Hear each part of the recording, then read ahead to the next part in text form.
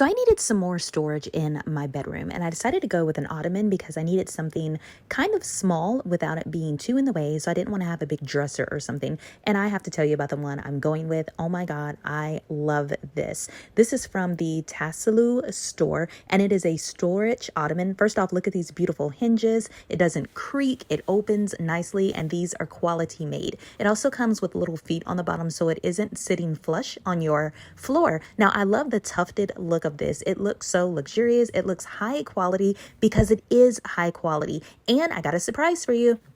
Once you open it, you see it right there. There is a smaller one. Now, I was going for one ottoman, didn't know I was getting two, and this is so cool. So anyway, I just pulled it out, and the one that is tucked inside is obviously smaller than the one outside.